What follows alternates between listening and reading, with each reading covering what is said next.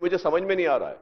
सारे चीजा बोल रहा है, इन्हें चोर, इन्हें गलती करा, इन्हें कुछ करा। अस्सलाम वालेकुम दोस्तों, उम्मीद करते हैं कि तमाम लोग खैरियत से होंगे। यहाँ पे आप देख सकते हैं केसीआर के बेटी के कविता के पोस्टर्स फाड़े जा रहे हैं और इनको ही इनकी पार्टी से निकाल दिया गया है। ये रहा वो लेटर जिसमें केसीआर की पार्टी यानी कि अपने वालिद की पार्टी से ही एक बेटी को निकाल दिया गया, कविता को निकाल दिया गया। ये पूरा मामला कालेश्वरम प्रोजेक्ट को लेकर जुड़ा हुआ है। इसमें देखिए मेडीगढ़ ब्रांच में कुछ इस तरह से डैमेजेस आ गए थे। उसके अलावा ये 1 लाख करोड़ का प्रोजेक्ट है।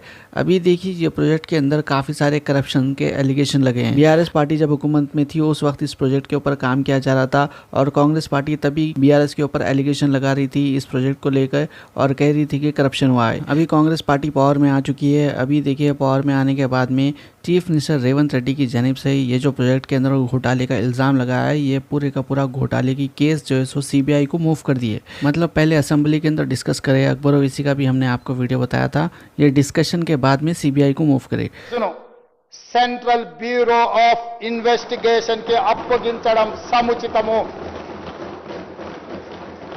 जैसे ही ये वाक़या पेश आया उसके बाद में केसीआर के बेटी के कविता की जानिब से खुलेआम अपने कजन्स हरीश राव और संतोष राव, जो कि हरीश राव एक्स मिनिस्टर रह चुके हैं, संतोष राव एक्स एमपी रह चुके हैं, दोनों के ऊपर कालेश्वरम प्रोजेक्ट में करप्शन का एलिगेशन लगा दिया गया। ఎందుకోసం వస్తుంది కేసీఆర్ గారికి అవినీతి మరక ఎవరి వల్ల అంటింది అలా?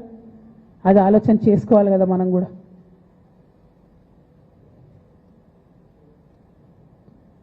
కొంతమంది కేసీఆర్ గారి పక్కన ఉన్నటువంటి వాళ్ళు కేసీఆర్ గారి పేరు చెప్పుకొని అనేక రకాలుగా లబ్ధి పొంది వారు చేసినటువంటి అనేక जैसे ये एलिगेशन हुआ पार्टी की जानिब से कि कविता के ऊपर एक्शन लिया गया है। अब देखिए इनके ये स्टेटमेंट से केसीआर की जो पार्टी है कहीं ना कहीं कमज़ोर पड़ती हुई नजर आई, जिसके बाद पार्टी की जानिब से डिसिप्लिनरी एक्शन लेते हुए इन्हें पार्टी से सस्पेंड कर दिया गया है। जैसे ही इनको पार्टी से सस्पेंड किया गया, काफ़ी सारे वर्कर्स एक्टिवेट हो गए और इनके जो फोटोज़ वगैरह थे उनको फाड़ने लगे।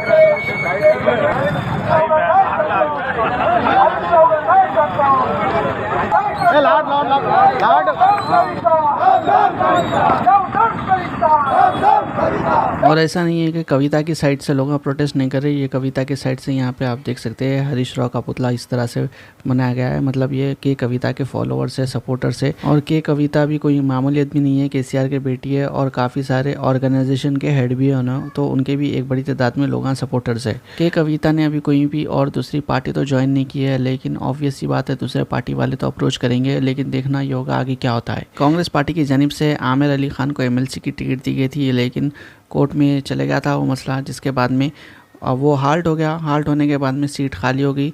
जैसे ही सीट खाली हुई अभी आमिर अली खान को रिप्लेस कर दिया गया है अजहरुद्दीन से। लेकिन ये जो एमएलसी की सीट दी जा रही है ये गवर्नर कोटा में दी जा रही है। क्या अजहरुद्दीन के अलावा कोई दूसरे शख्स कांग्रेस पार्टी को नहीं मिले? इस तरह से लोग सवाल कर रहे हैं, क्योंकि गवर्नर कोटा के लिए जो भी नॉमिनी होते हैं वो देखिए नॉन पॉलिटिकल बैकग्राउंड से रहना रहता है उनको। लेकिन कांग्रेस पार्टी के इस फैसले के ऊपर अमजदुल्ला खान ने काफ़ी सारे सवाल उठा दिए हैं। क्या कहना है इनका वो आपको सुना देते हैं। जो तेलंगाना कैबिनेट की तरफ से 2 नाम पेश किए गए हैं हालिया एमएलसी के लिए गवर्नर कोटे के तहत।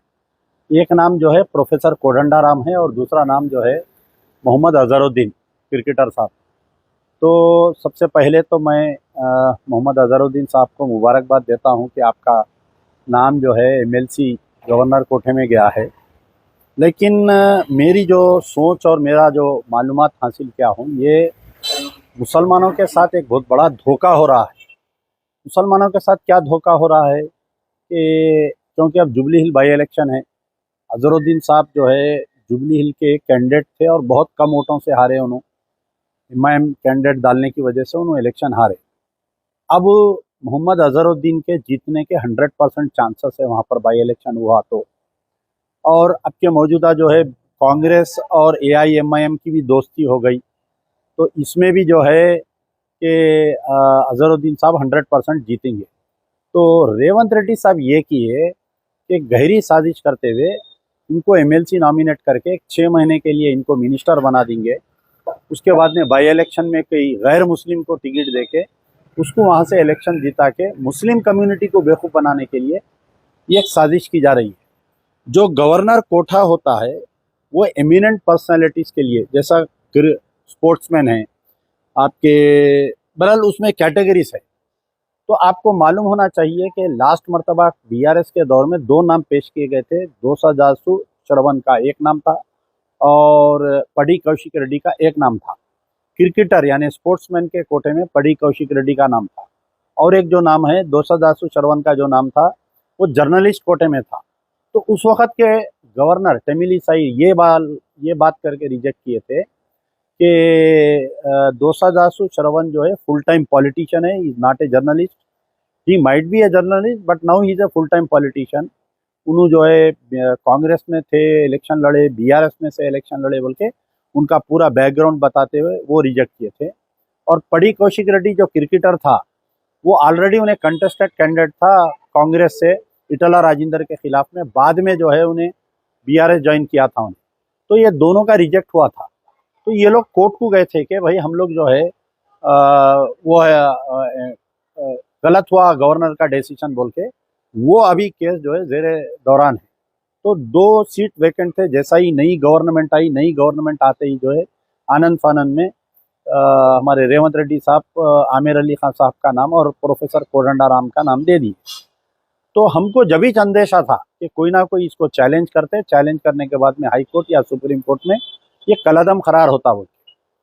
तो ये जो कैबिनेट का डिसीजन था, क्योंकि ऑलरेडी हाई कोर्ट में केस पेंडिंग रखते हुए ये आप ऑडियंस कैसे ये कैबिनेट डिसीजन कैसा ली बोल के, हाल में सुप्रीम कोर्ट जो है तेलंगाना गवर्नमेंट के कैबिनेट डिसीजन को कलअदम करार दे दिया। तो उसमें आके फिर से सीट दोनों वैकेंट हो गए। अब रेवंत रेड्डी साहब अजहरुद्दीन साहब का नाम पेश कर रहे हैं। कल हो सकता है कि कोई बीजेपी के लोग, आरएसएस के लोग, या हो सकता बीआरएस के लोग, या हो सकता रेवंत रेड्डी साहब किसी को इशारा करके अगर कल के दिन कोर्ट में डाले कि भाई अजहरुद्दीन साहब क्या है, ऑलरेडी मुरादाबाद के एमपी रह चुके हैं, फिर मुरादाबाद से एक इलेक्शन लड़के हारे हुए हैं, फिर आपके राजस्थान में कहीं से उन्होंने एमपी इलेक्शन लड़े हुए हारे हुए हैं, फिर जुबली हिल से उन्होंने इलेक्शन लड़े हुए हैं, यहाँ पर हारे हुए हैं।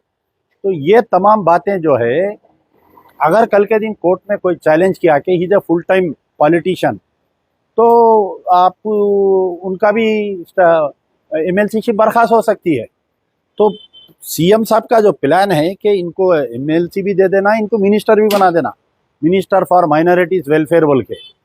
अब बाद में 6 महीने के बाद में फिर गया तो रेवंत रेड्डी साहब फिर यही बयान देंगे, अरे मैं तो दिया ना, फिर मैं क्या करूं बोल के। अजहरुद्दीन अगर एमएलसी बन भी जाएंगे तो क्या वो मसला कोर्ट तक नहीं जाएगा, ये भी बड़ा सवाल है। और के कविता आगे क्या डिसीजन लेती है, ये भी तेलंगाना की पॉलिटिक्स के लिए इंपॉर्टेंट स्टेप होगा।